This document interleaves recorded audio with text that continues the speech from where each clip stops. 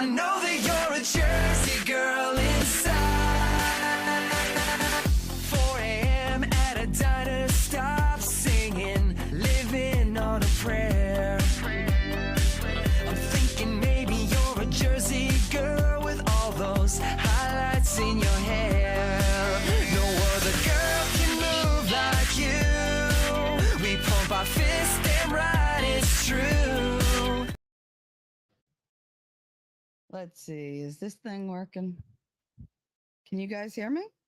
All right. So the little thing is lighting up. So it sounds like we're good.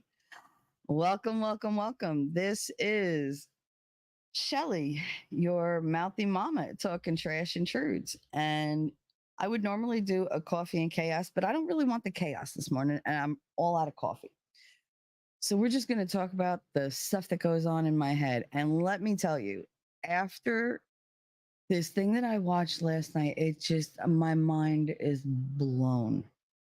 It's such a good sleep.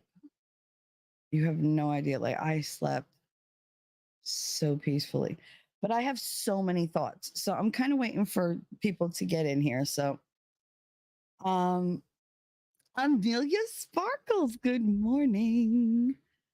Mike Hunt, Jacob Castro. Good morning. Good morning. Good morning. Mike said, go for it. I don't know that you're going to love this stream, Mike. Hi, Rabbit. Amelia, I'm glad you had a good sleep. I had an amazing sleep. I did. God, it was so, after the week, like the last 2-3 weeks have been building up for me to like me getting the courage to do like this, breakthrough with my memories and stuff like that.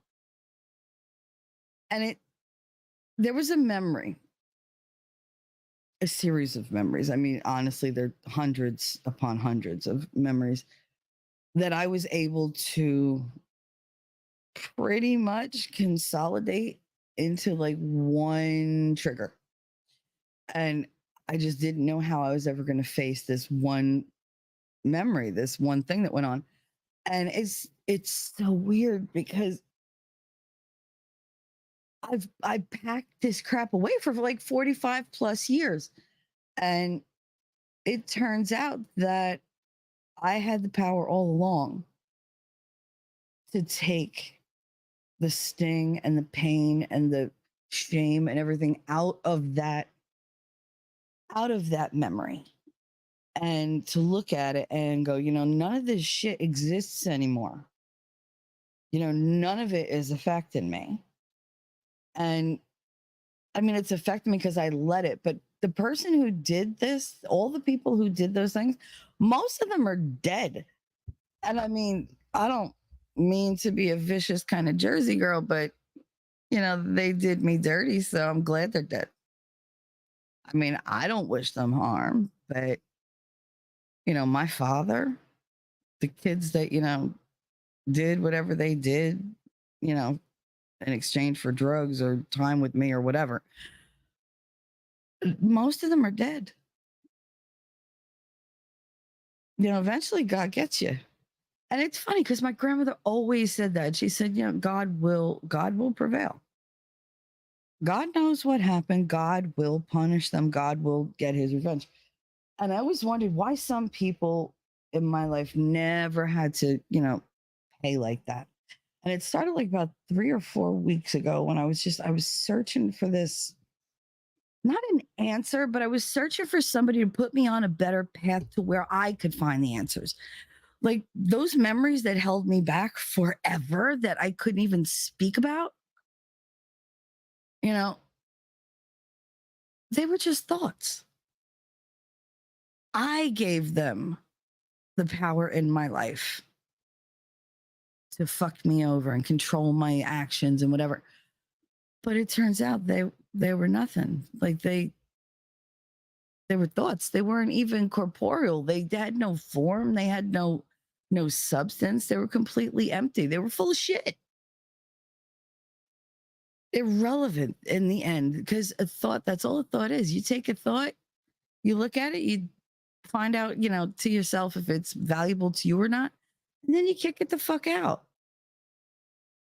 I'm not able to kick those memories out. They're too deep seated. But they became, instead of this looming, thunderous, oppressive, constrictive thing, they were just words. I broke them down to a thought. I broke that thought down into words, those words into sounds that come from just a bunch of letters strung together.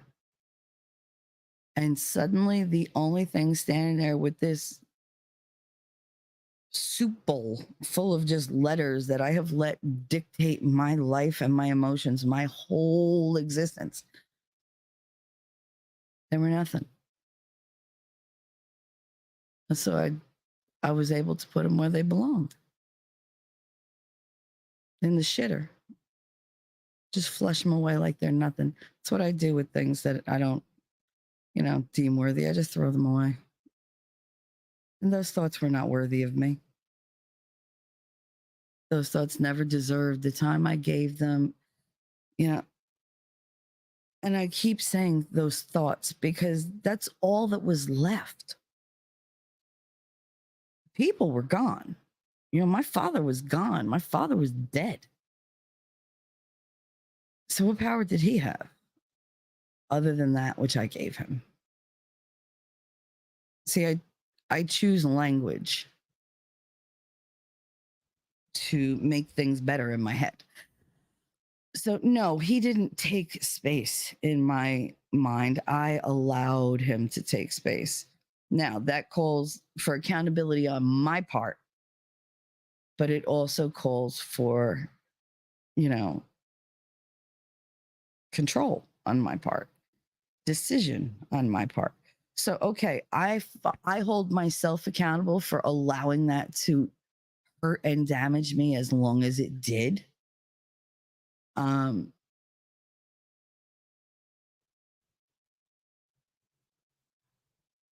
just, how do I put this? It's my fault I let it get to the point where it got.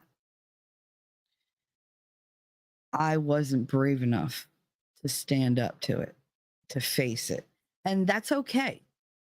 I knew I would one day. I just needed the right environment. I needed the right motivation. I needed the right mindset to be in. And most of my life has been tumultuous. It's been all over the place. There's, people who don't believe in me or people who don't, support me. And it's not like that now. God, if you only knew how you could thrive just surrounded by people who love you and want what's best for you. They just they make me so brave. So brave. And I can face anything. I can do anything. And so many changes are being made. And I love them for it. I really do. I have so many people on my side, so many people willing to, sit and listen when I go, I don't know if I could work this out. I don't know if I can get past this. And they're like, bitch, yes, you can. Like, stop it. Stop. So that's what I've been doing. I've been, going and talking and, stretching my wings a little bit. But one thing I've been doing a lot more of is listening. I listen to what people say. The people that love me, the people that want what's best for me, I don't just hear them, I listen. And I remember. Because one thing about not having like a huge high stress, kind of environment is I'm a lot more clear headed. Cleaning up my diet, cleaning up my medicines. I mean, I'm not on any of my psych meds anymore. Isn't that amazing? I mean, sure, I might have a tendency to maybe blow up once in a while. But that's, you take the good with the bad and the bad with the good. You don't throw the, baby out with the bathwater. So I might while out every once in a while, but it won't be at you guys. It'll be at the deserving. But I feel passionate about things, like not just because of the medication. The medication has only been the last like 2-3 days, although most of them are immediate medications. They're not build up medications. So when you stop them, you just stop them. And so it's been a couple days, and I've had a couple breakdowns. I've had a couple breakthroughs. It's whichever way you choose to look at it. And I choose to look at it as fucking breakthroughs. But this one thing, just somebody, and I don't remember who it was, mentioned a name. And I said, wait, let me write that down. It might have been Gary Lamb. I don't know. But the name was T.D. Jakes. And I pulled it up and I was like, all right, it's this black dude. Who's this? Oh, he's a preacher. Great. Another bunch of bullshit. And I said, I'll give him, like I always give somebody, at least 10 minutes to hang themselves in a conversation. So I was like, I'll give his video 5 minutes, because I'm not that big of a churchgoer. I'm not a Bible thumper. I don't pretend to be like this highly Christian person. I'm me. This is me. You get the Jersey version of me, you get the whatever Italian version of me, you get the female version. You're like, I don't care. Wrap all that up. It can be quite a bit. So, look at that. Jacob Castro. If there are any left, let me know. Let you know what? Happy D or no D? Mike said, I told you you could be happy with D or no D. Well, it depends on which need I'm feeding. This was a spiritual, down to my very soul type of need. Hello, Rabbit. Hello, expert. Oh, how you doing, handsome? What's up? He said, hey, babe, keep dancing. Yep, always. And I dance to my own beat, and whoever don't like it can suck it. But yeah, no, I saw these things on TD Jakes. And I was like, let me watch this fool. I don't know, whatever. I went into it so skeptical. And it was one called, and I all right, so confession, I clicked on this one because it made me laugh. The title was called Winning at Home. And I was just like, it's like God was telling me, click on this one, bitch. Right here. Come on, let's watch. We'll watch it together. Sure did. We sure did. Because I feel like God had to have been with me for me to keep watching that the way I did. Because I'm not big on the spirituality. I'm not big. I have a relationship with God and with Jesus myself. I don't go to church. I don't listen to other people. It's me and God, me and Jesus, me and Mary, me and St. Michael, me and, like St. Jude, me or Hey Jude, depending on if the Beatles are around. Like those are my relationships. Those are precious to me because I cultivated those.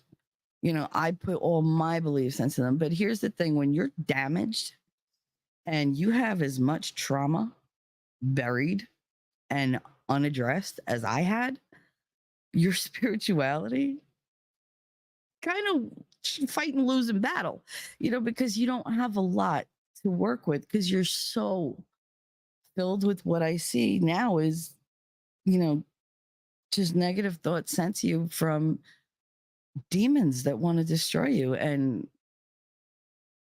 honey, I've already seen death. So that don't scare me. You're going to have to do better.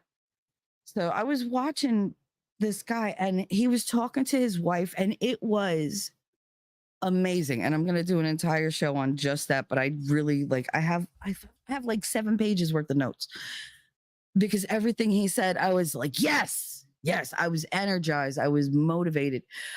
Everything he said resonated.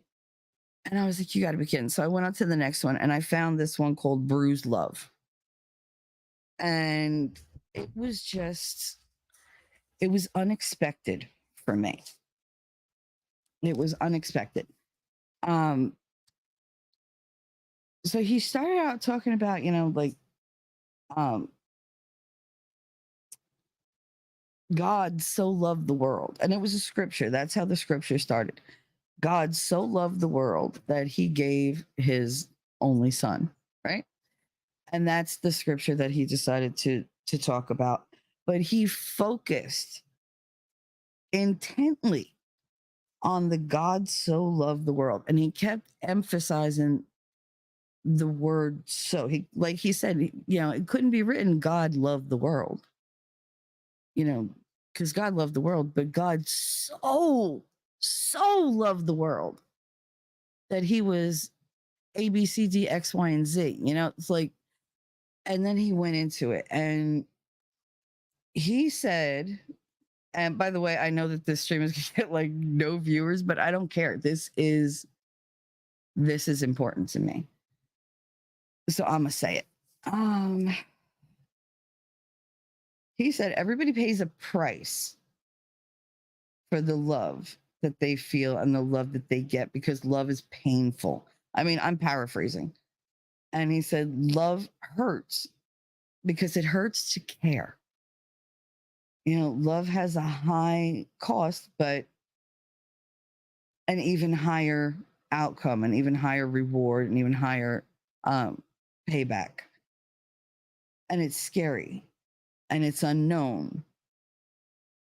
But when we love and we lose it, that pain crushes us. It makes us afraid, makes you afraid to love again, to be open again, to ever be vulnerable with anybody.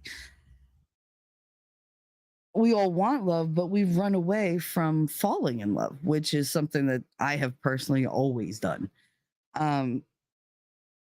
We run from the risk of that trauma to our hearts, to our psyche, to our souls. And we shut ourselves off to protect ourselves from the very possibility of pain. And he went on to say, but pain, you cannot have a wall that cuts you off from pain without that same wall cutting you off from love and affection and pleasure and pride and like humble pride. Like you can't just build a wall for one thing. A wall doesn't stop one thing. A wall stops everything. It has two functions: to keep everything out or to keep everything in, depending on which is more important to you. And some people need both. They need to insulate themselves so that they never change, because change is what's scary to them. Being outside their comfort zone, they can't do it. And that was me for a very, very long time, which was weird because I was never like that before.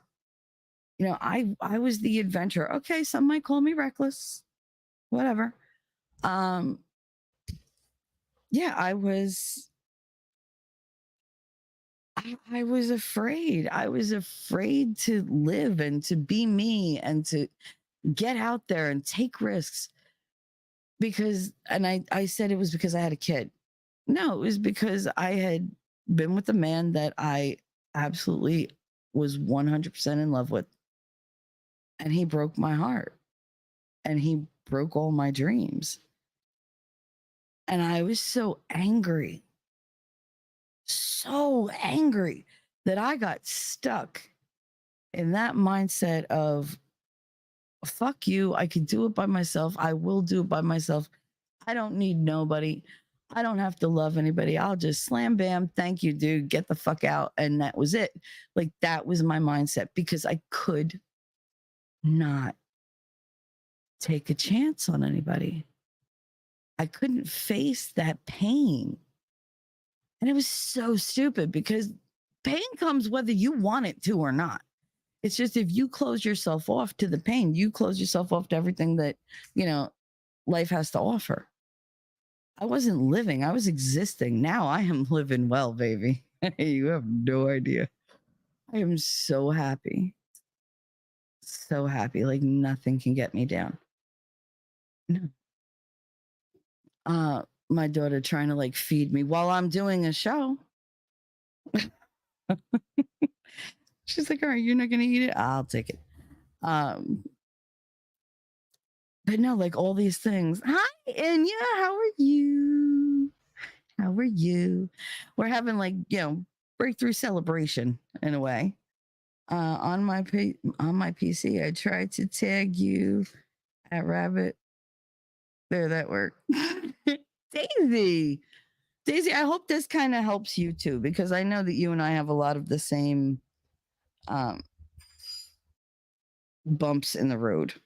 They're not caused by the same thing, but they end up being the same thing. So I was talking about TD Jakes, right? TD, was that his name? TD, yeah, I think that's what his name was. I get the initials wrong. Okay. And the last name, they were the Jakes. Okay. They're like preachers that go around, and she's like a preacher and he's a preacher and his daughter's a preacher and everybody's a preacher. But I actually enjoyed listening to them preach, which was like, oh, so this one was called Bruised Love. And I'm talking about how, people pay a price for love. There is a price to be paid, but love is such an all encompassing, amazing, healing, destructive, unstoppable, unavoidable force that you should be scared of it. You should celebrate it, but you should be scared of it. It's a little bit like childbirth. It's painful. You're afraid of what's going to happen in the end because it's unknown, it's unseen. And yet, through all that pain, at the end, when you're done, you are euphoric. You are euphoric because you went through all this, and look at what you have. You have something that will change your entire life and change everything you believe in, every priority you have. And that's what love does. Love is the same as having a baby. It really is. You got to take the time to nurture it. And everything going on is, you can't see it. You got to take it on faith that everything's okay. You got to believe in it. And then you don't treat love and a baby with disdain. You, like, if you're pregnant, what do? You feed the baby. You make the most of your life. You take the best path. You make the better decisions because you want that baby to be strong and healthy and able to withstand anything that, the universe is going to throw at it. Why don't you think love deserves the same kind of treatment? Yes, that's what you do. And it's scary because you never know which way it can go. Everything in your life can change in the blink of an eye. Why are you scared of the things that can benefit you the most? And I've been thinking about that. And I really do think that it was an omen seeing that damn title. Because winning at home led to Bruised Love, which led to me saying, hold up. Like, no. So this guy really does, like, he says, we all want love, but we're afraid and we're running away from falling in love. And he didn't just mean a romantic kind of in love. You can fall in love with what you do. You can fall in love with all your children, being a nurturer, being a caregiver. You can fall in love with, like in school, they always tell me you can't fall in love with an inanimate object. And not for nothing, but if you've seen some of the freaks out there on some of these shows, trust me, they could fall in love with inanimate objects. But they were like, you say, oh, I love that painting. You can't love that painting. I think they were full of shit. Of course you could love that painting. I have material objects that I absolutely love. I would be crushed if something happened to them. I just need you to just 1 second.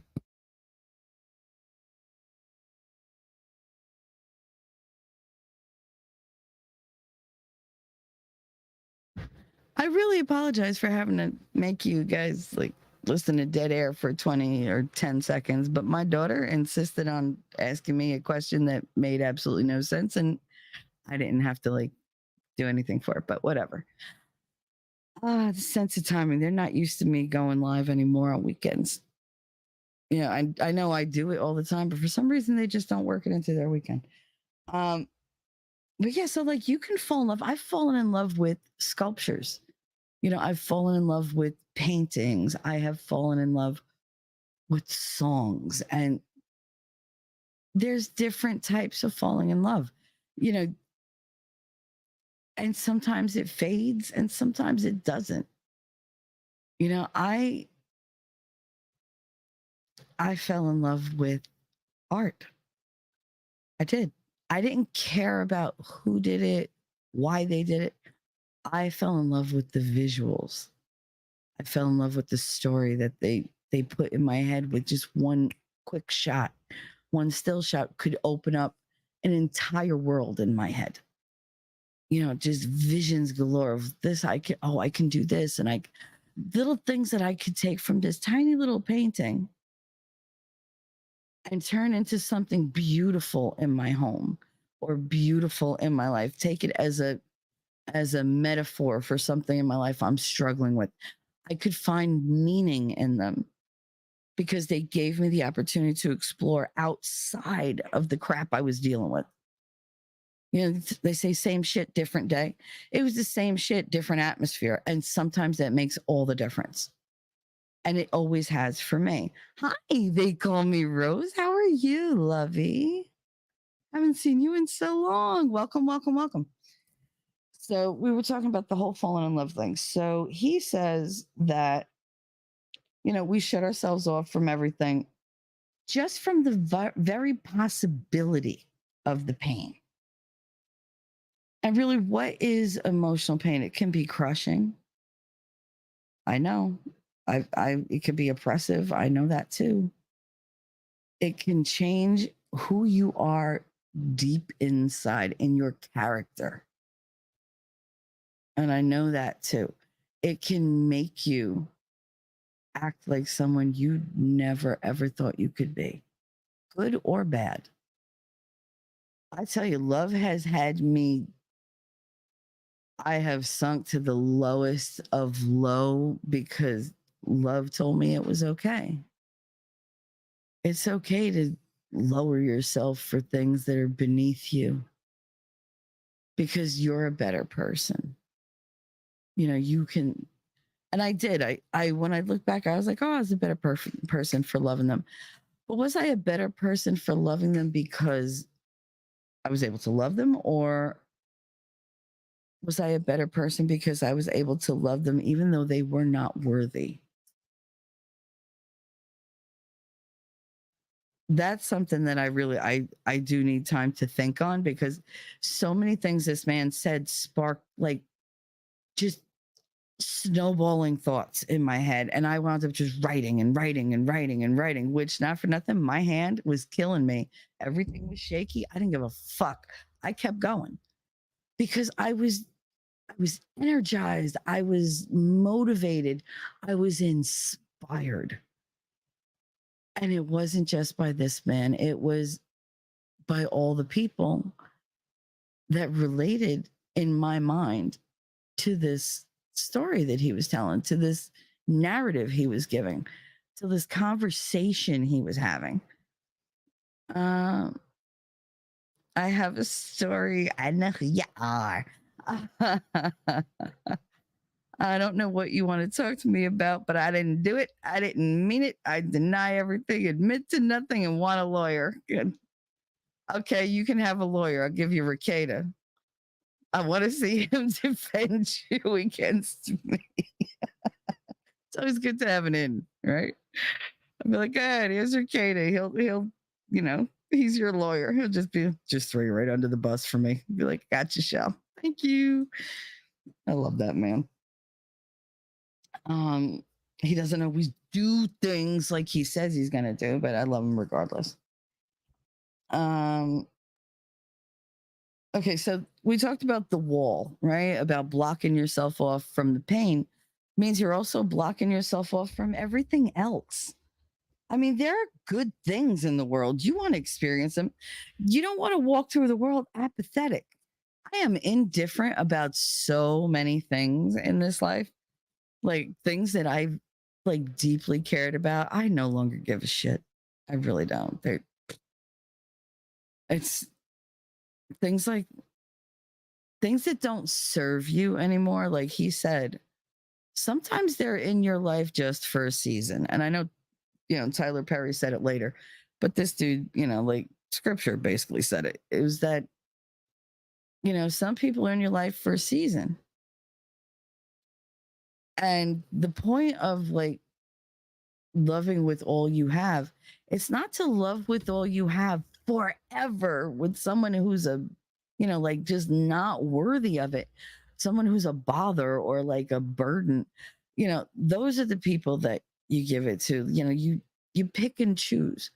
If somebody's a burden, but they're a good person, they're worth it, they love you, you love them, then they're not really a burden. They're a responsibility, one that you're taking on voluntarily. And if that's true, you need to make that clear to the person because they might not view themselves that way.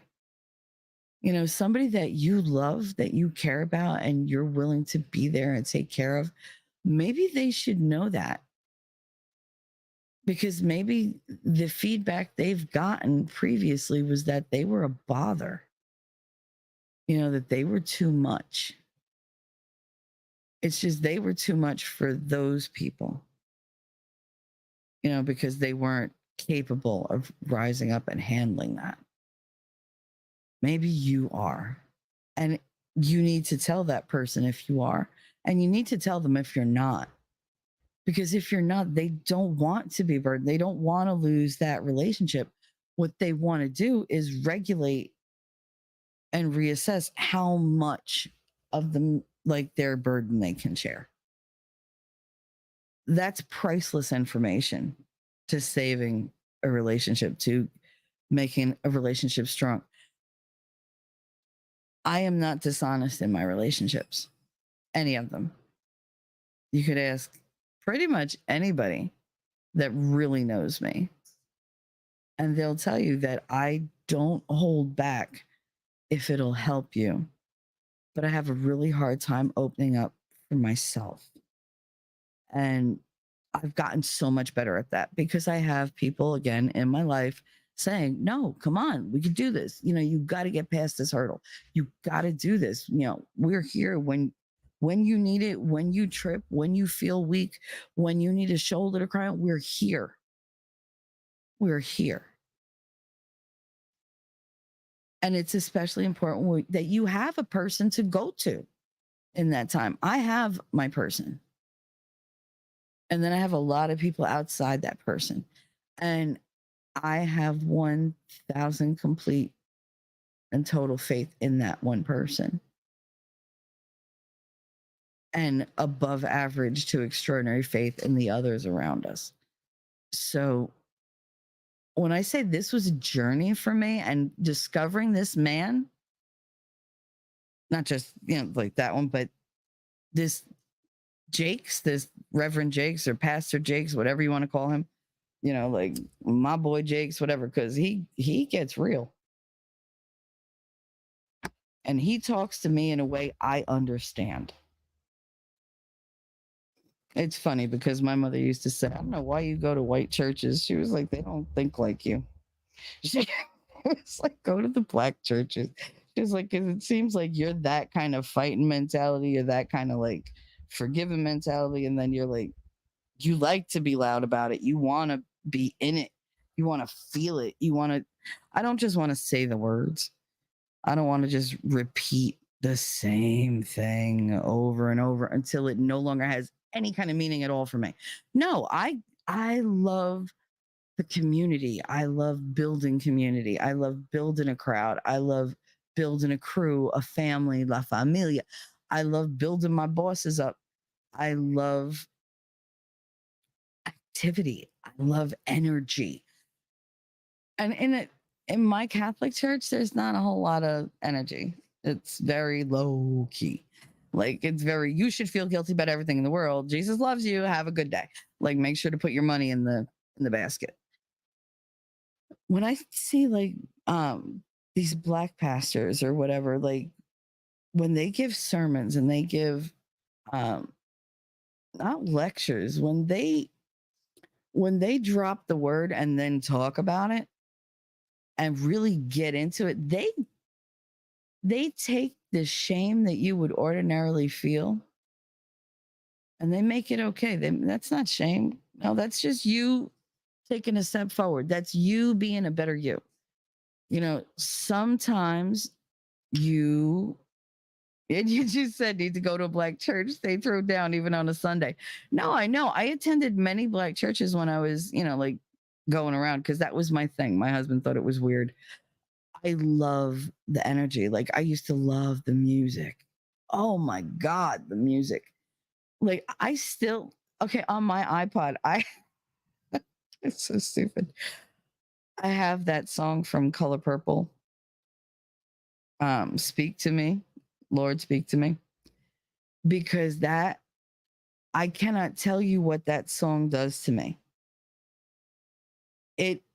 I cry every time, but I cry such cleansing tears. It's ridiculous.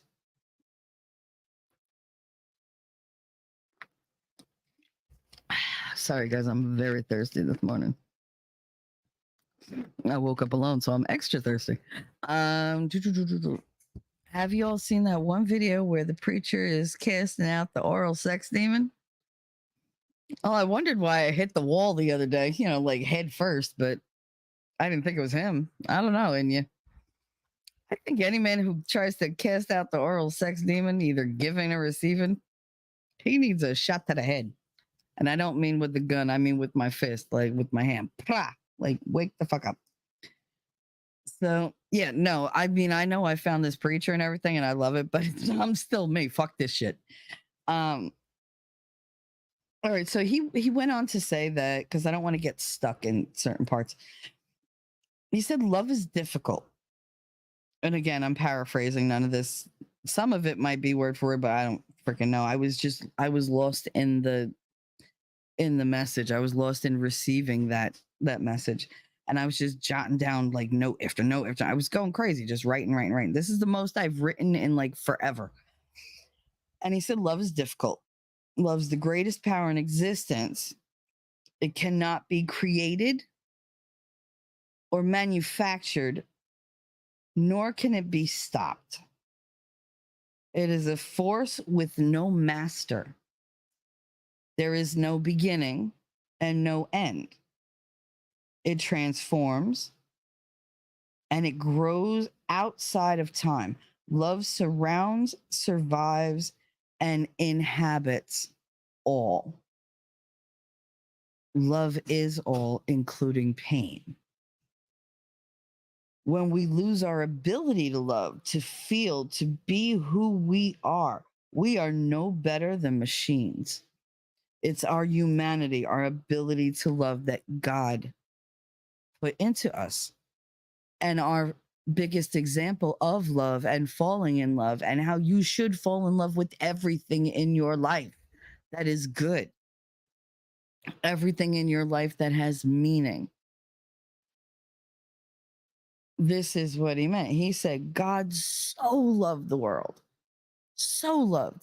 Like God loved the world so much that he had to, like, the very first scripture he had to say, he so loved the world. Not God loved the world. He so loved it. Meaning to the very beginning of his own existence, he loved the world. He loved humanity. He loved us. And that God is in love with the world, as we all should be. Because when you're in love with something, you protect it, you love it, you give it status, you give it importance, you nurture it, you cultivate it, you pour everything you've got into it without even thinking about it. because you are so in love with this thing. And he said that God was so in love with the world, so in love with the world, a world that breaks his heart, a world that doesn't even, some of them don't even believe in him. You know, they've never believed in him. Some of them hate him. Some of them blame him for everything under the sun. And that's okay. Like he said, God doesn't love you because you earned it. God loves you because you are. You are. You are his, whether you want to be or not. You know, we can deny our family, we could deny whatever. It doesn't change the truth of where we come from. You could deny God. You could say God is no good for you. God doesn't care. God doesn't listen. But that doesn't make it true. That makes it what you think because you can't know. And that's the whole thing about faith. You're loving and believing something without any tangible proof. You have nothing concrete. There's nothing that someone can hand to you and go, see there, I just proved the existence of God. No. You want to prove the existence of God to yourself? Listen to a newborn baby giggle. You know, watch a puppy and a child interact and run around and just enjoy one another. They don't care that they're different species. They're just loving on one another and having fun, and it's great and hee hee hee. Yeah. And you said my brain isn't going to make it through this day. The gators are sucking and my husband is throwing a fit. Girl, if I can make it through these last couple weeks. Jacob said, I thought the wedding was the casting out of the oral demon. No, that's the casting out of the mother-in-law. There's a difference. There's a difference. I'm kidding. I loved my mother-in-law. She was the shiznit. She was amazing. Do not cast out the oral demon in T3. That one can stay. Thank you. Thank you. I have a story said, wait, God damn it. It freaking, when asked its name, it said, I am gobbler. I don't gobble. I'm very, very like dainty about it. Unless, of course, you want me to gobble. Not you, but there's one person that could ask. And you said, we suck. This is Kentucky. Cope and seed. Go ahead. It's fine. We all have those moments. And yeah, oh my God, you're too funny. So to get back to what TD Jakes was saying, he said, God doesn't love you because you earned it. God loves you because you are. God loves the bad as well as the good. He loves you. On earth, we forget that kind of love is possible because we're so rushed. Everything is so surface level now. People are shallow. They don't get to know one another. They don't sign up to stand next to that person, be in their life. They don't want the hassle. They don't want to make that kind of commitment. And I'm sorry, but my ideal person is going to be somebody who's not just going to stand beside me and not going to stand behind me and not just going to stand in front of me. It's somebody who wants to do all those things. I need somebody who's going to, be excited when I'm excited, but don't let me go nutty. I need somebody who's, going to be there when I hit those lows and go, "Hey, what are you doing, noodle? Get up. Like, let's go. Let's pep up. We're good. Talk to me." Who knows that my lows don't last forever. I stay in them when I have nobody to help me talk my way out. When I can't see, I need somebody to be my eyes. I need somebody to be that spirit that surrounds me and makes me feel safe in their power, in their energy, so that I can do the work I need to do. Because nobody can fix me but me. But you can find someone who creates an environment for you where fixing yourself is okay. Where fixing yourself is the goal. They don't have to fix you. I don't depend on anybody for my happiness. I really don't. I make my own. Are there people I prefer to be with in my happiness? Sure are. Sure are. I don't love easily. I don't. I don't forgive as easily as I think I do. And I definitely don't trust easy. So when you get somebody who you can love and forgive, show grace and mercy, when you find someone who brings out the better person in you, you kind of got to go through it with them and see how much they could take.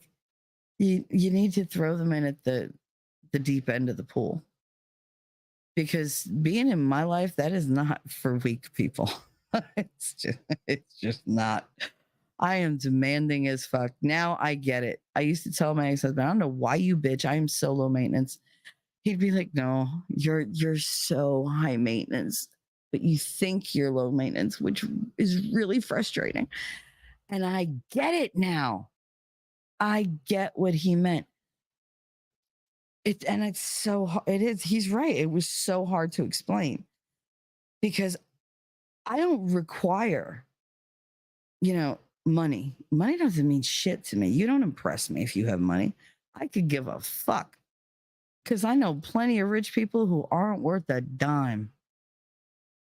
I wouldn't piss on them if they were fucking on fire in the street. But I know people who are very, very rich in who they are. They are strong in who they are. And that's a standard I set. That's an expectation I set without even knowing it. Because just the way I speak, the way I live my life, the way I react to things, that creates a need for someone who is unbelievably strong, who's not going to threaten my independence, who's going to be proud that I can stand on my own 2 feet, who's going to be proud that I can defend myself, who's going to be proud that I can succeed by myself, but doesn't want me to. They want to be there for every step. They're not jealous of how well I do. They're happy. Anya says he has no idea that was why I woke up and made him food without him asking. I'm sorry, not you, the demon, the guzzler. And you said, that's me. I'm physically low maintenance, but I'm a giant bowl of feelings. Absolutely. Financially, not physically. Absolutely. Do I have physical limitations like right now? Yeah, but I get better every day. I get stronger. The more I work on it, the more I change things, introduce more like high protein into my, daily diet, not just like the sugar protein that they were friggin' giving me with those damn boosts. I switched to something that's much lower in sugar, higher in protein, and we'll see how that goes. I added different supplements to my regimen when I took out the, like the psych pills, which, let's face it, we don't know. It's a gamble. I could go completely postal if somebody pisses me off and take them all out. Or I could just be this super chill person, or I could be really excited like I am now. And I choose to be like the really excited person. I choose to fall in love. I do. And it took me a while to get there. And it took me saying, you know what? I've been given all this energy to these terrible memories. And I've been given the rest of my energy into blocking out anything that could remotely make me happy because I didn't want to feel the pain. And that's okay. You know, I did that because I needed it in that moment. And I was comfortable. I was comfortable in my misery. I was, God, I wore my isolation and my abandonment like a freaking shield because I admitted it, so you couldn't use it against me, but you could. Somebody could. I mean, thankfully, nobody went that low to do something like that. But I mean, there were times where I was just like, wow, why are these people like this in my life? And I had to figure it out. I had to figure out my mother is a narcissist, but she's so sneaky about it. And then, like, other than narcissism, I think she's just so focused on, I don't want to be alone. I don't want to be alone. I don't want to be alone. I can't do it by myself. I can't do it by myself. This woman, she could do anything that she ever wanted. She told herself she couldn't. She made herself into the dummy everybody told her she was. You know, she made herself into the shitty mother that everybody told her she was. Maybe if somebody had just woken her ass up and been like, no, it doesn't have to be that way, maybe she would have been different. But coulda, shoulda, woulda, she didn't, so we won't know. Did you ask about supplementing your potassium? Not yet, Rabbit. I have to have a very, very long discussion with my doctor because I'm not happy about all the meds he had me on. And I'm getting off all of them. So right now I'm doing supplements like standard, like 1 a day supplements, and then adding like turmeric and ginger and different things. But the potassium, I'm still supposed to like eat my fruits and whatever. So I'm hoping to get that through like banana, salads, whatever. I'll find a way to add that in. I have to take the creatine and there was something else that I added to it.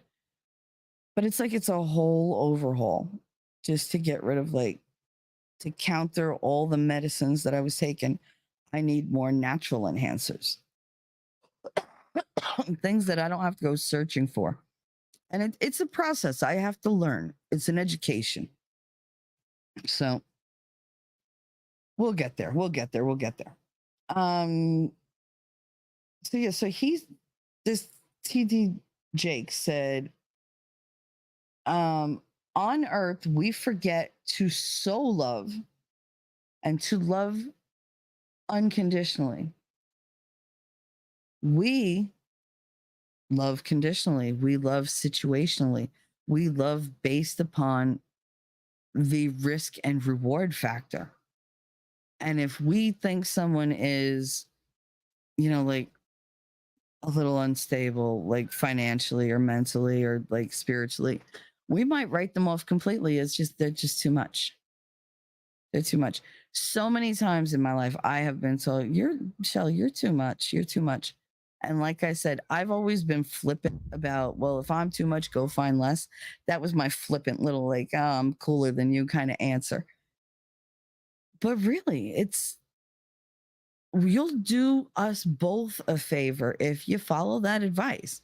If I am too much for you as an individual, there's the door. I don't hold anybody back. I won't ask anybody to stay who doesn't want to stay. All I ask is that you have the common courtesy to say you're leaving and go, would you please stop meowing? If there's another goddamn spirit in here, I'ma be pissed.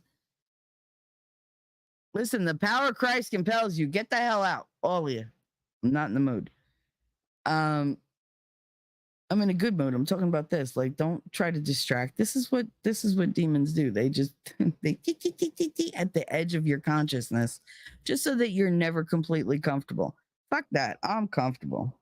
If the demons want to talk, they can talk. I don't give a fuck. Like, just get the fuck out of my house. Stay out of my house. Goodbye. Adios. Hasta luego. Like, just go. So he said that love, real love, is not easy to destroy. It's resilient and it's strong and it thrives and it lives. Love is a driving force, the most powerful driving force in the universe. And we just don't give it the respect it deserves. And God's love supersedes everything. So I want you to think about it. Like, they tell you, oh, God will love you if you repent, and God will love you if you don't sin. That's bullshit. God loves you. God so loves. He so loves. He loves you when you're a lying sack of shit. He loves you when you're some kind of crack whore. He loves you when you are at your absolute worst and your face just, it brings nothing but agony to everybody who has to look at it. It does not matter. Hey, Jacob Peace, what's going on? I'm talking about TT Jakes, and I'm talking about like this. He did this sermon, like this. I guess you'd call it a sermon. It was a discussion. Like, he preached, and they, like, they gave feedback through the whole thing. I need a cigarette because I'm just like, I'm so excited. I'm like shaking. This has me like really, really energized. It opened my eyes to so much. And it really was amazing. Like, just listening to him was like, holy shit, you get it. And then he would say things and I'd go, oh, I never thought of that. Like, the way he said God's love is, God so loves us. God so loves the world. I know that feeling because I can't express how much I love my kids. I put everything I have. Did I fuck up? Sure. Do I say things that I shouldn't? Yeah, probably, but they're my kids. I'll raise them my goddamn way. They're not going to be some little freaking snowflakes walking around like, but they're not going to be a hard ass like me either. I want them to know both sides of that coin. I want them to be strong and be happy and be content. But the way TTJX goes on about how God so loved, he broke it down to the most shocking and yet easily accepted terms possible. He said God doesn't care if you haven't done anything with your life. If you are a loser, just sitting on your ass, letting life pass you by, letting other people stand up for you and fight for you and, like, support you, but not in the good ways, in the codependent kind of ways, in the enabler type ways, not in the, hey, smarten up, comp. You got shit going on. We got to keep it going forward. Like, there's nobody like doing that when they're doing the other. You can't infuse someone's life with positivity when you're carrying around nothing but negativity. And he said this. He said, God did not look at the world and say, I'm going to punish you. I'm going to punish you. I'm going to punish you. No, he said, okay, I tried disciplining you guys. I did. Yeah, I sent the flood. It didn't work. Before that, I freaking, Sodom and Gomorrah. I had my boys raining down fire. And still, it wasn't enough. It was too much, and yet it wasn't enough. You didn't learn your lesson. So here's the thing. I love you so much. I am going to manifest the physical representation of me. This is my son, my child, my creation. He comes from me directly. He is me. And I am going to make him man, or at least make him human. And I am going to give him to you to learn from. And you will betray him and you will sacrifice him because you're not getting the message yet. You're not listening to my word. You are rebelling against me. You are purposely acting out. So what am I going to do with you? Am I going to punish you? I tried that. Am I going to discipline you? I tried that. Hey, Scott Freedom, we're all talking about the love. No, God looked at the world and he said, okay, I love you so much. I'm going to give you this piece of me to walk the earth with you. You take from it what you can and do with it what you will, because he gave them free will, right? And when he sent his son, his one and only son, what did we do? We sacrificed them. We belittled him. We physically tortured him. We rebelled again, as usual, because that's what naughty children do that are growing and they're testing their boundaries. And we do that. We do it to see how far we can push God before he completely abandons us, so that we can now turn around and say, oh, well, God doesn't answer me. God doesn't listen to me. He doesn't even exist. I choose to believe he does. And that he so loves that he gave us his son, knowing what we would do, knowing the atrocity and the brutality, the viciousness that we are capable of as humans. Let me tell you something. People don't understand what the beast can do. And everybody's got one. You've got a beast that only comes out for those you love, or maybe to protect yourself, or to keep what's yours, depending on what's important to you. My cigarette keeps going out because I keep talking, but that's all right. I need it. It's like my security blanket.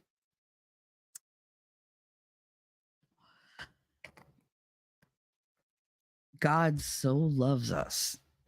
That's what this preacher said. And I heard him. For once, I listened and I said, wow.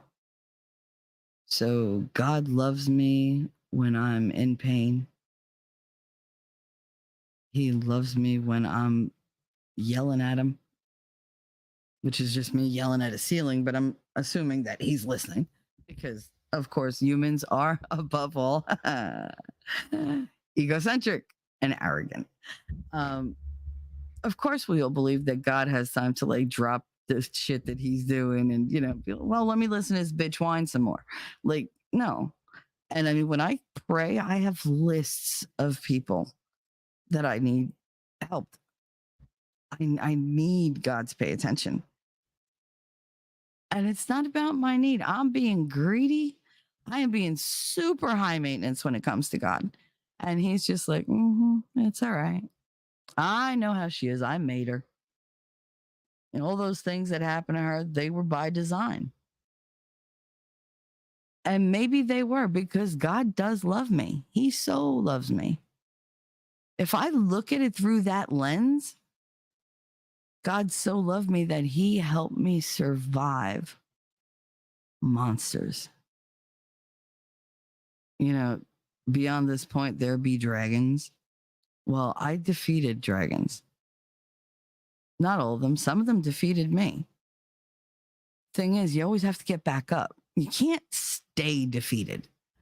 What kind of a life is that for anybody? You don't expand, you don't improve, your life won't get better as long as you're content. Nobody gives me a chance. Like, as long as you're going to sit there and be like, oh, I can't do this, I can't do that. The only thing I can't do is I just can't take some people. That's when I say I can't, it's because I just shake my head and I go, God, I love you. Why do I love you this much? Like, remind me, you Cucamonga, remind me. But Scott Freedom, I hope you're feeling good vibes, because this is a good vibes kind of day. Actually, it's been a good vibes week for me, even though I've had like some real teary days. I didn't have any lows. You know, like I would purge these memories and throw them up in front of all of you and just let's make sense of it. And you guys were awesome. Everybody in my life was awesome. Everybody played a part in my decision, including people that didn't want to. Everybody from my past had some influence on what I was going to discover this week. And what I discovered was, it doesn't matter how harsh the trauma is, I have the power to take its power away.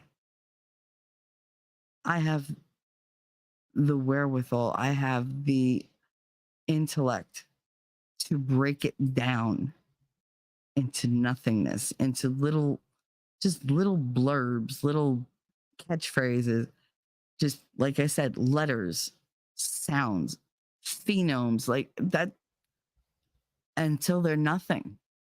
I mean, honestly, all sounds stem from like cavemen, right? So grunts and groans and whatever. So, I mean, I just got to reduce it back to the beginning of what it was, which was nothing. We are all nothing. We started in dirt, we will end in dirt. Dust to dust, ashes to ashes. You know, and that's your life. I saw a movie that once said, it was Hope Floats, which is one of my all-time favorite movies, because I love Sandra Bullock, and you know, I feel like she portrays like all of us that are just conflicted. You know, we're flawed but lovable. And in this movie, she ended the movie with, Mama used to say, beginnings are scary, endings are sad, but it's the middle that matters the most. So hope floats, she said. If you give it a chance, hope will float to the top. It will keep you going. It will charge you. It will recharge you. It will energize you. It will motivate and mobilize you. Hope is something we all need, and hope and love go hand in hand. You know, yes, God so loved the world that he gave his only son to be sacrificed. I wouldn't do that for anybody. I wouldn't give up my son for anybody, including me. You know, my kids are my priority. I would take a bullet for Katie every fucking time. I would be tortured for her as long as she had a good life. But I don't need to throw myself on the pyre. This whole martyr mentality that everybody's adopted, I can't.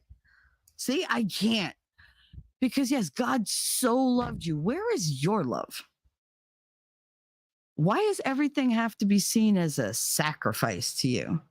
Like, can't you just do just to do? Like, be there for somebody because they are decent people, because you are a decent person. That's humanity. That's the juxtaposition that I'm in. Like, that's where the everything comes together, and I go, huh? Because yes, people are worth it. But what if they're not? Do I have to love my enemy? No. Am I a better person for loving my enemy? That's debatable. Would God want me to love my enemy? Absolutely. Why? Because even though at times I have been an enemy of God, He has loved me. Everything happens for a reason, everything has a time and place. When I first got sick, I said, I have to realize that this had to happen. I had to be taken out of the educational environment because I could not be effective anymore. I couldn't help these kids. What I saw going on was just this breakdown of just common sense and core values and family. And it was like, I don't want to teach these kids that these are their choices. They're not their choices. They're children. I don't want to confuse them. I have a hard enough time explaining to them why an apple and an orange are different. They look different, they taste different, they're from different families, but they're both fruit. It doesn't matter. That taught me so much. When that one kid said that, and I didn't remember it until the other day. He was like, what's the difference between an apple and an orange? And I said, well, an apple is sweet and it's got an edible peel that, you can bite through and consume as it is. And it has seeds. It has seeds. An orange has a very thick skin. It's very bitter on the outside. The sweetness is inside, but you have to work to take off the skin. And hopefully it won't be sour. Hopefully it's sweet. And you don't find seeds so much as you find pits, right? And I was like, holy shit. Because I remember it was like, okay, this is how the differences are. And they kept saying, but they're both fruit, but they're both fruit. Like the mindset of they're both fruit, they're both fruit, they're both fruit. I kept trying to break that mindset, like to break through and go, no, like, why can't you see it the way I see it? The thing is, I was unwilling to see it the way they saw it as well. So there was no communication because nobody was listening. Everybody was pushing their point. The kid is, it's fruit, it's fruit, it's fruit, it's fruit, it's fruit, they're both fruit, they're both fruit. And I'm going, no, like they're different. Are they though? Sure, they have different looks, they have different characteristics, they come from different places, they thrive in different places. It's all food. Might not all be fruit, but it's all food. They were all consumable. What about us as people? What about us? Take me and Gary Lamb. We are very different. Gary is a man, I'm a woman. He's black, I'm white. He's very high energy. I'm not. Like, I'm just not. He's very introspective in an aggressive way. I'm very introspective in a hesitant, cautious way. We are very different individuals, but we're both God's creation. We're both God's children. And if we're praying, our Father who art in heaven, our Father, so that means we share him, right? It means we have the same Father. We have the same spiritual beginning. We have the same creator. And that makes us family. It takes away so much of the difference when you look at other people as God's creation, God's children, and you remember that you're one of them too, stupid. That big, huge world gets 100 times bigger, 1,000 times bigger, infinitely bigger. Because you realize that all these people that the world itself and its constructs and its manipulations have set up to be your enemy, to be different from you, to divide us, that's all bullshit. Because if you believe in God and you believe God is the creator, he created all. But we don't treat each other like family. We treat each other as strangers, the enemy, something to be afraid of. I am tired of being afraid in my life.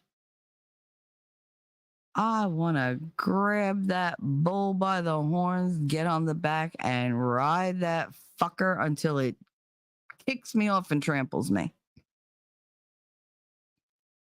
Let's go. Because a lot of what I found out is that fighter that I thought, I don't have any fight left. Oh, I found an ocean of fight because I have the right things to fight for now.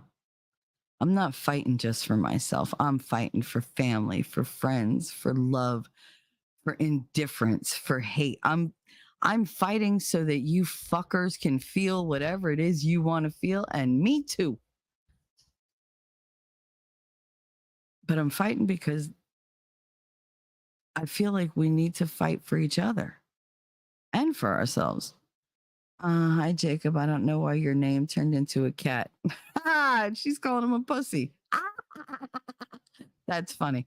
By the way, I can say that on the same stream that I'm talking about God because God made me and God loved me. Yes, he does. And I'm not getting all Bible thumpery because trust me, this is still at the end of the day, it's me, but this was a revelation to me. And I can't, when I have something that I'm so adamant and excited about, I got to talk about it. And I mean, I twisted and turned this shit inside out and it kept coming back to the same premise. And I kept finding it to be true. God so loved the world that he was willing to love you even when he knew you were a hoe, when he knew you were a loser, when he knew you were a psycho, when he knew you were pathetic and a hangers on, when he knew that you were this self-deluded, egotistical piece of shit, when he knew you were out to hurt everyone because you hurt, because you're deficient. He was like, you know what? I love you anyway. And there is no anyway. God just loves you. He promised, he sent that rainbow, which you fuckers need to give the rainbow back. It was not yours to begin with. Stop it.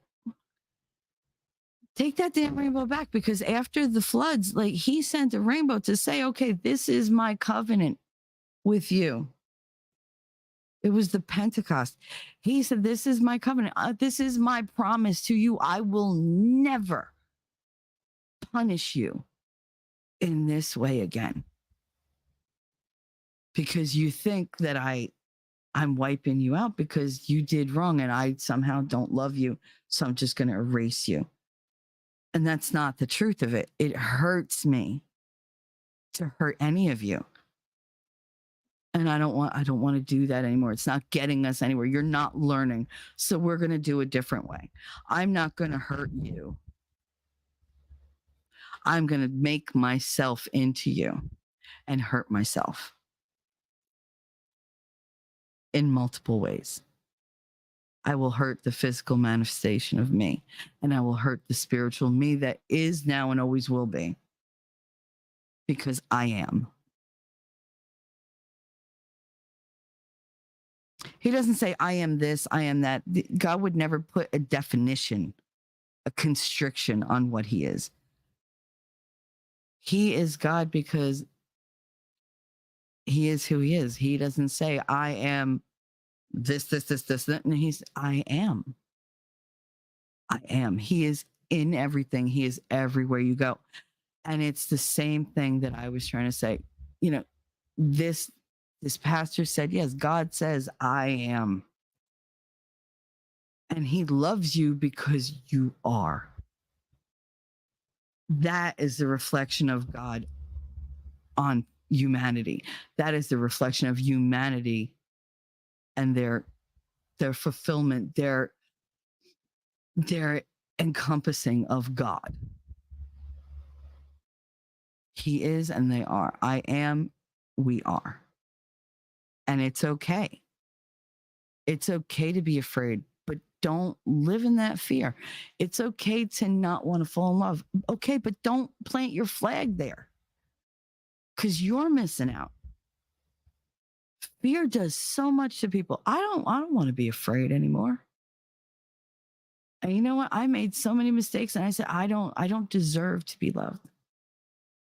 I don't deserve to be protected. I don't deserve to speak out and say, you know what? I don't like what y'all are doing. You know, like, you're not. I always thought I had to meet a certain criteria to deserve anything good in my life. And anybody who's a true Christian would know God doesn't look at you like that. He loves you regardless. He wants you on the right path. And this is a good time for all of us to turn around and like look at ourselves and say, you know, if I had a conversation with God right now and he said to me, have you had me in your heart and used me in your actions? How many of us would be ashamed to answer that question? I would. But I've never been big on the whole Jesus loves you, whatever thing. I don't like to shove that down people's throats when they're not open to receiving it. Like, this is fully consensual. You know, God is enormous and everywhere. He's unfathomable. You can't understand the presence and reach of God, but you can feel it. If you let yourself, you can feel it. And you feel it in all different kinds of ways. When a baby very first wraps their little hand around your finger, you know God is in that moment. The first time your child looks at you and makes that eye contact as if to say, hey, I know you. And they give you that little smile, there is God in that moment. The first time you tell somebody, I love you. And I never thought this would happen. I love you because you are so amazing. And I don't want to lose you in my life. I don't want to live my life without you. That God is in that. He's there. He is behind you saying, it's okay. Say it, do it. Girl, go for it. Like, why are you holding back? Your human life is so short. Why waste the time and not rush forward and not love like I love? I don't think I have ever, have a good day, Rabbit.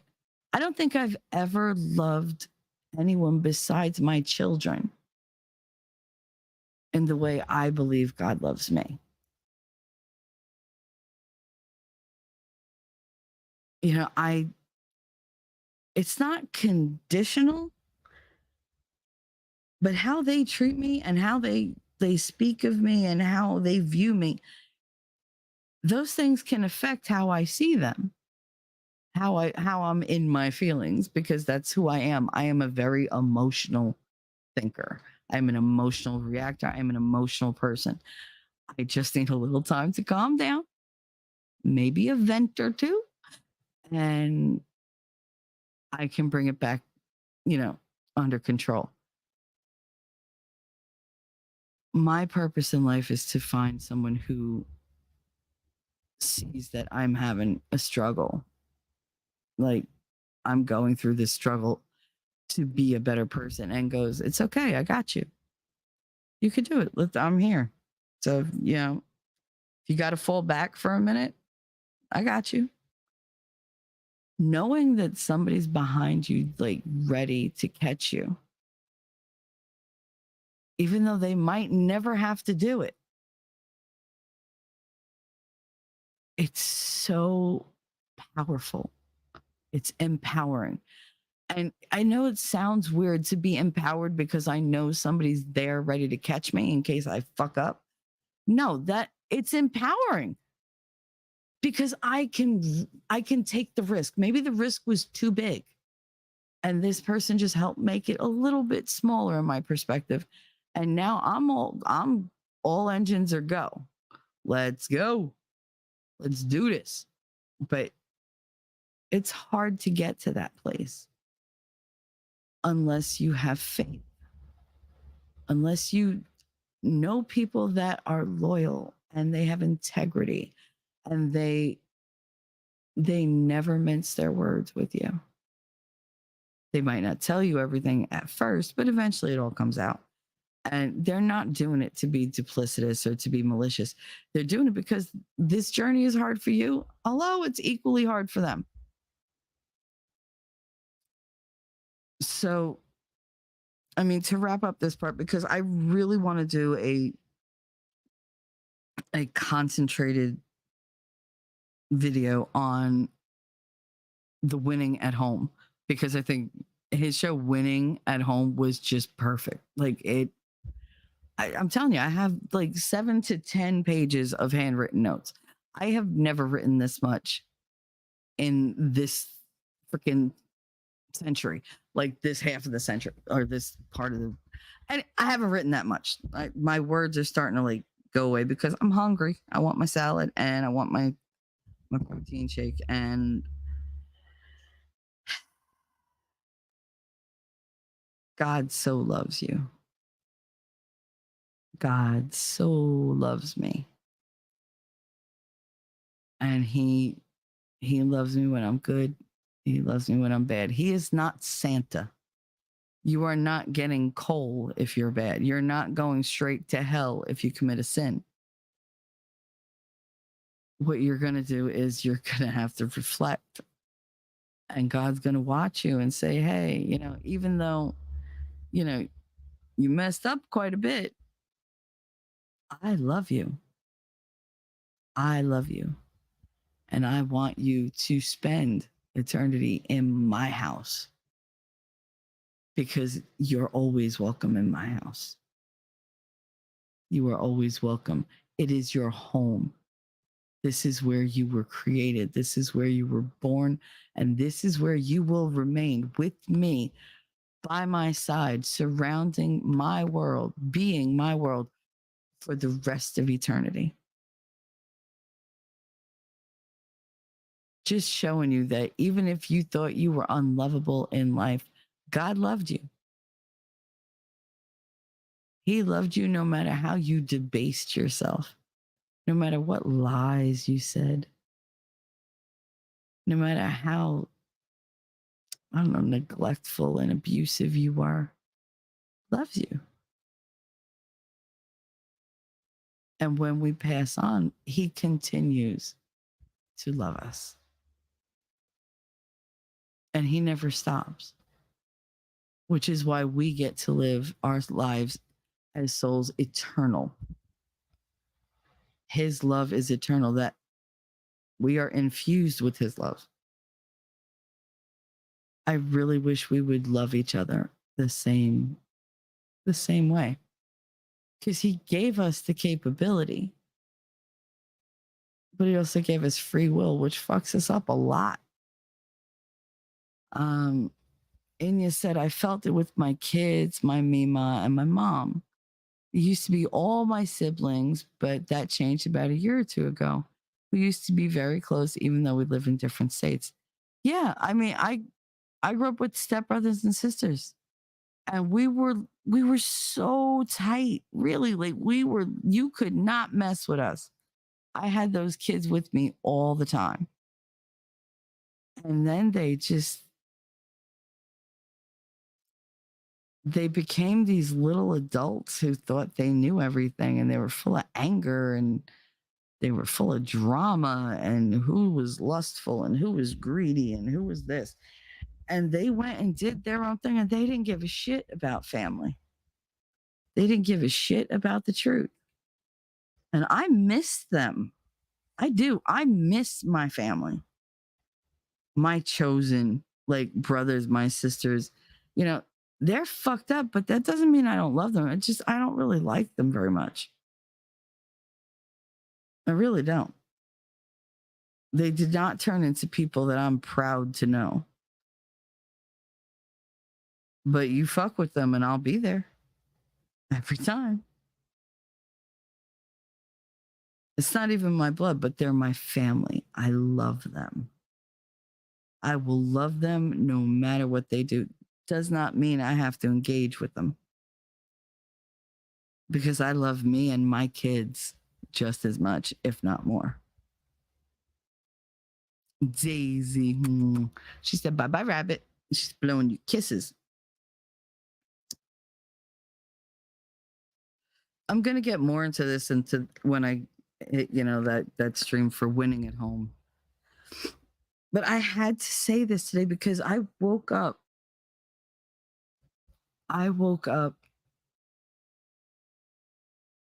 inspired. I woke up with one single thought. If you're not falling in love with everything in your life, if you're not filling your life with everything you fall in love with, what is the point? Is it an image? Is it a fear? What holds you back from that happiness? Because I don't plan on living my life in fear. I don't care where the chips fall. Let them fall where they may. I can deal with it. I have dealt with so much more important shit. Let everything fall where it may. I got this. Why do I have this? Because I have people who believe in me, people who pep me up when I need it, people who let me cry when I need it. In your MERS, I have a silly question. How can I unblock someone that I have blocked in a chat? Not here, but I thought that Compop person in Joe's chat was a spammer one night a long time ago. Now I can't unblock them and they seem funny.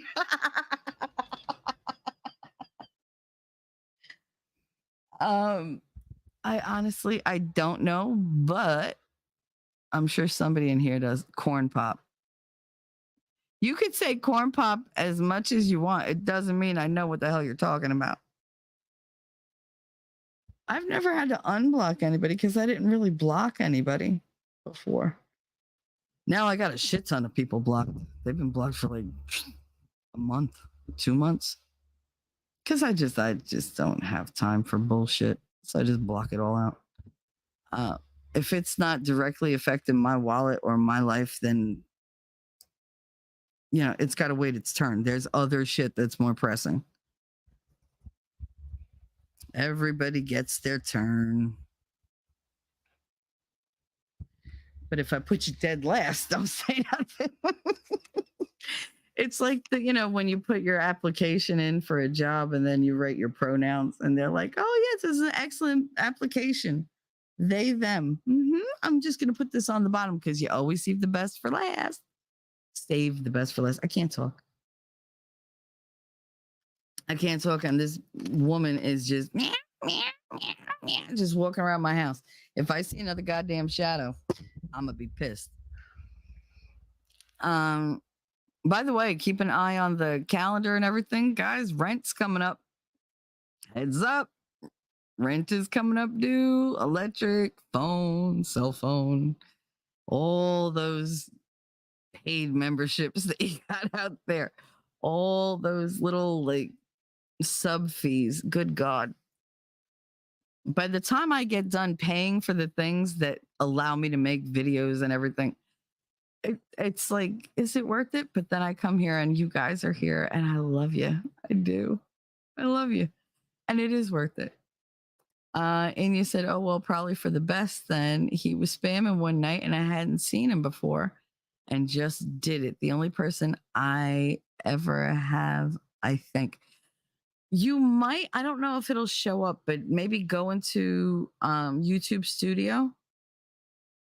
Go into, I believe it's settings. And it's either settings or customization. I think it's settings. And you go into the community and permissions, and it should list it somewhere in there. But honestly, I mean, to be fair, winning would be the one to ask, not me. But yeah, so see if you do that. See if that works. And on that note, it's 1:30. My lovely son is awake, and I'm going to see if he will make me lunch. Just a quick salad, or if I have to order things because I love you guys. You hear him?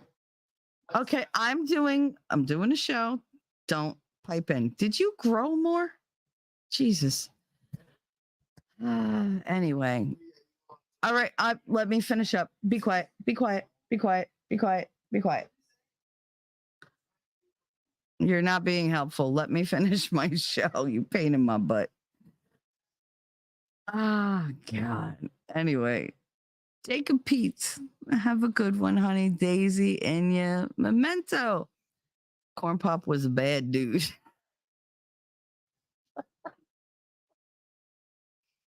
I know where you're getting that from, Memoria. Memento. See, I can't even fucking say your name. Anyway, sorry I couldn't chat more. Been busy around the house playing with the kiddo. You're lucky that I fixed that typo in my head. Like I said, this wasn't meant to be like a huge stream. It was just, I just had some stuff that I wanted to talk about because it fascinates me and it amazes me when things just go, aha, like the light bulb goes off. And I just want to share it with you guys because if I can get you to a happier, more secure, stable place with me, then that's what I'm going to do. I don't want to leave anybody behind. And I sure as shit, I'm not going to use anybody to like climb my way out of this bucket. So that's what I had to say. Look into him. Look into TD Jakes. I think he recently passed away. He was like 65 or 66. And the way he talks about God is like the way we talk about like our best friend or like a really fantastic parent. Or like he gets in there and he makes it relatable and it strikes a chord. It does. And I just want you guys to just see if you see this, like this one was called Bruised Love. And it was good. It wasn't as good as Winning at Home. Winning at Home was like the shit. I mean, it took me 4 days to get through this 1 hour, 42 minute, like sermon because I kept going back and going back and going back and going back. And I was like, no, I couldn't have heard that right. No, I'm getting this wrong. Like, no, say it to me again. I need for the people in the back row, like for the D3s that are me, like, tell me again. And I really, once I was able to absorb the meaning of what he was saying, I was blown away. He completely blew my mind. So I want you guys to like see if you like it, see if you agree, leave some comments, try to be nice. If you're not nice, I don't give a fuck. But try to be nice because other people are reading them and some of them don't really take well to it.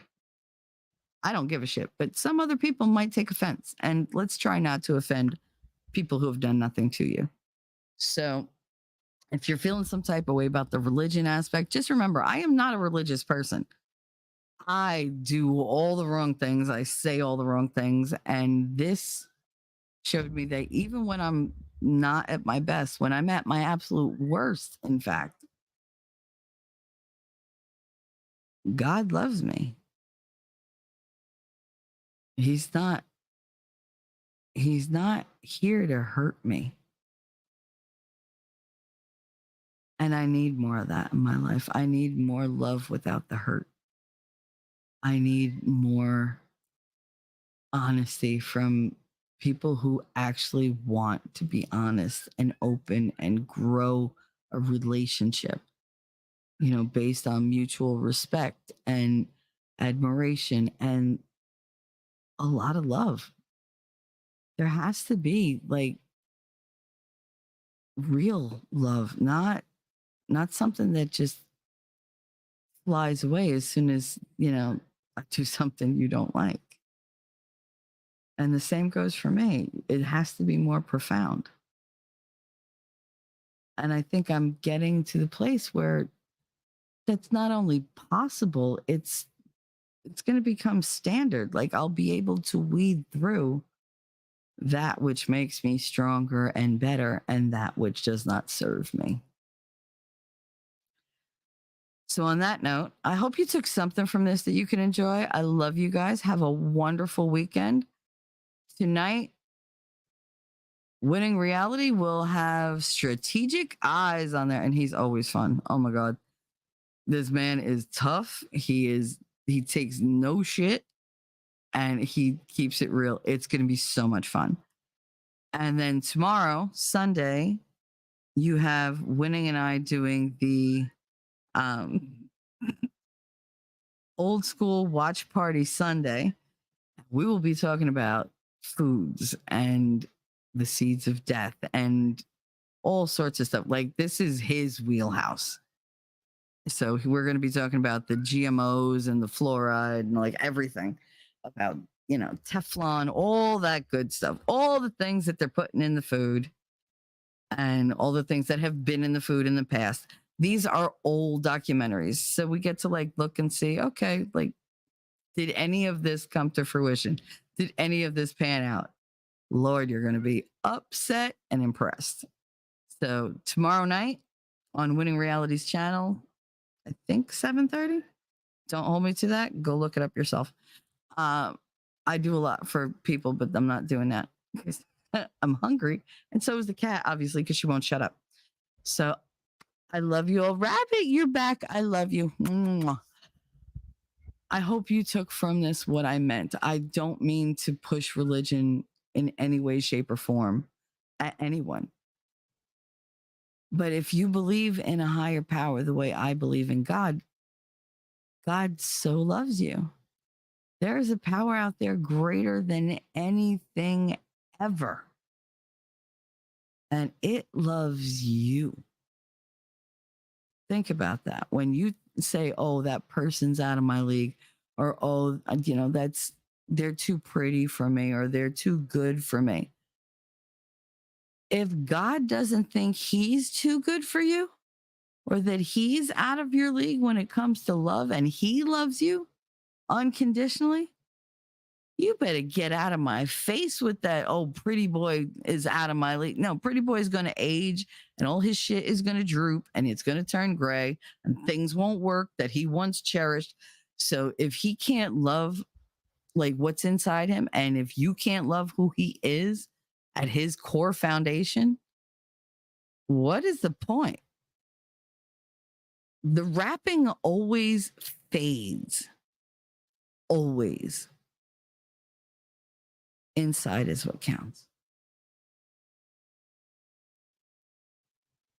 So on that note, I'm going to leave you with that. Chew on it, spit on it, whatever you want to do with it, but give it a shot. Okay. And I will see you all in the funny papers. Just remember. Good luck. We're all counting on you. Now, here we go, because winning would not be happy unless I played this.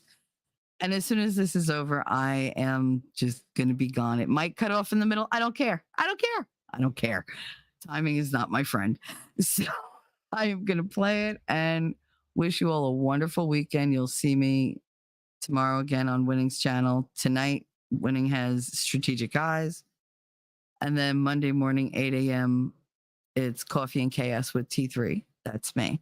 In the meantime, I may pop up in other places. You never know. But I love you and I hope you have a wonderful time. I'll see you in the funny papers. Bye. I deserve good things. I am entitled to my share of happiness. I refuse to beat myself up. I am an attractive person. I am fun to be with. Because I'm good enough, I'm smart enough, and doggone it, people like me.